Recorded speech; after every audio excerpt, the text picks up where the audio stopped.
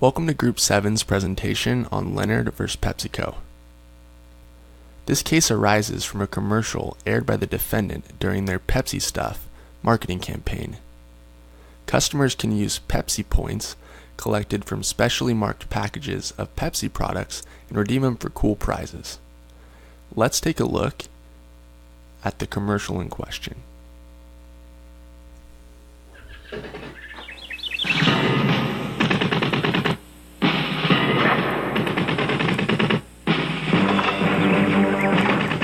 Introducing the new Pepsi Stuff catalog.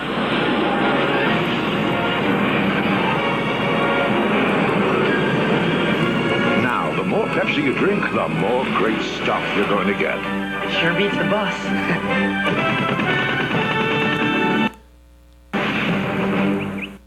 Drink Pepsi, get stuff. If you're anything like the plaintiff, you notice that jet at the end, which caught his eye.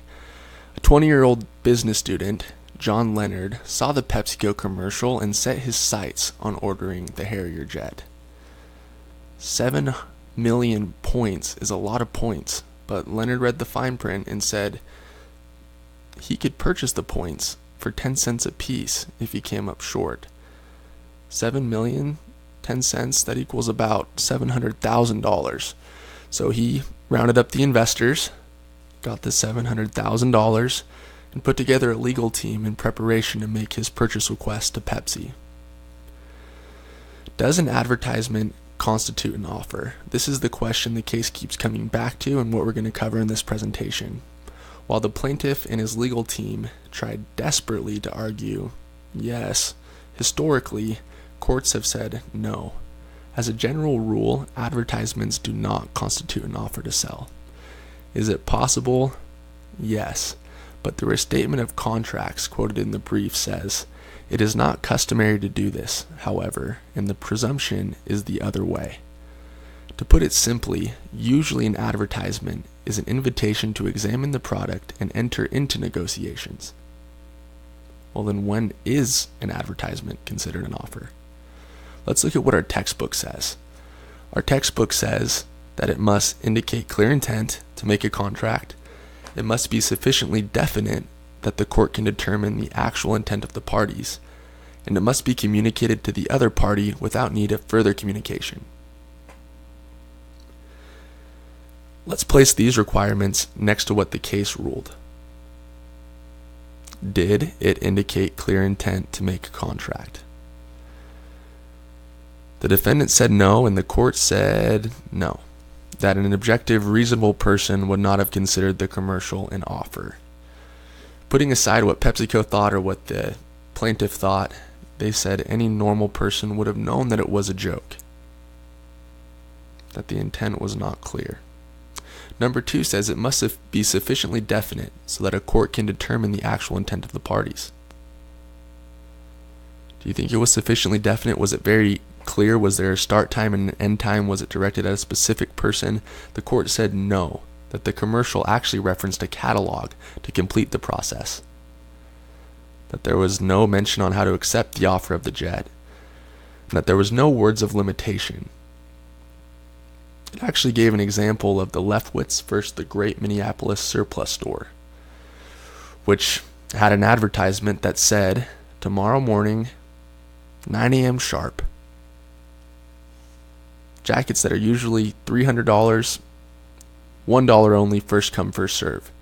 Well, Mr. Leftwitz showed up with his dollar bill and was told once he got there he couldn't buy it because he was a man, not a woman, and this offer was only available to women. Well, the courts ruled in Leftwitz's favor and he got a jacket for $1.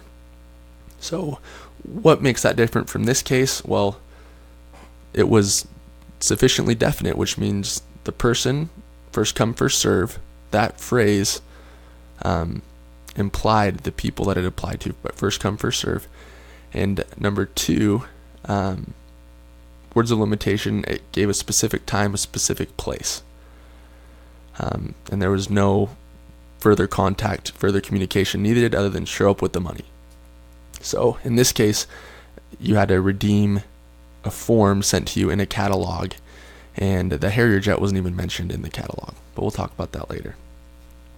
Number 3 says it must be communicated to the other party without need of further communication. And so, like we talked about, no offer was attempted until the plaintiff actually sent in the check and the attached points to Pepsi, and Pepsi denied it, so no contract was entered into, no offer was accepted. So let's consider some other things. The court already ruled, but like I said before, the commercial showed the Harrier jet. The catalog didn't even feature the Harrier jet as a purchase option. And the last point I want to make is that the Pepsico points catalog included a disclaimer said it not available in all areas.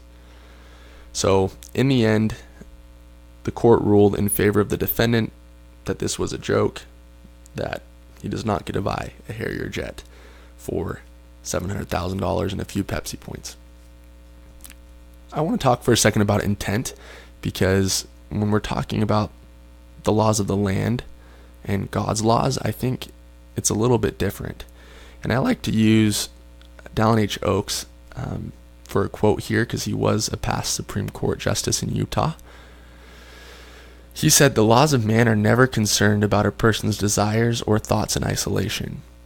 When the law inquires into a person's state of mind or intent, it only seeks to determine what consequence should be assigned to particular actions that person has taken. In contrast, the laws of God are concerned with spiritual things. Spiritual consequences are affected by actions, but they are also affected by our desires or thoughts, independent of actions. Gospel consequences flow from the desire of our hearts." So if we're taking something out of this case, in the end, it's important to be honest in your dealings with your fellow men. It's suspicious to me that the plaintiff had a lawyer before he even sent in an offer. I'm sure tons of people sent in Pepsi point offers and they didn't have lawyers to do so because it was made clear the offer that they were accepting. I think the plaintiff knew that this was a stretch, and so he got a legal team to do so. And on PepsiCo's side, they should have done a better job at making their intentions clear.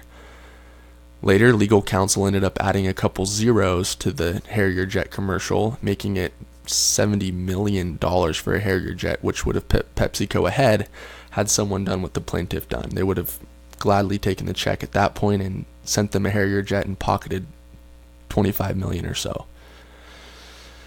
So in the end, the intentions do matter in God's eyes, as President Oak says, and stuff like this, I think, puts a black eye on our legal system as people engage in predatory litigation against big companies or big companies against small people with the wrong intentions. It almost mocks the justice that we have in our court when a court has to explain what a joke is to the plaintiff.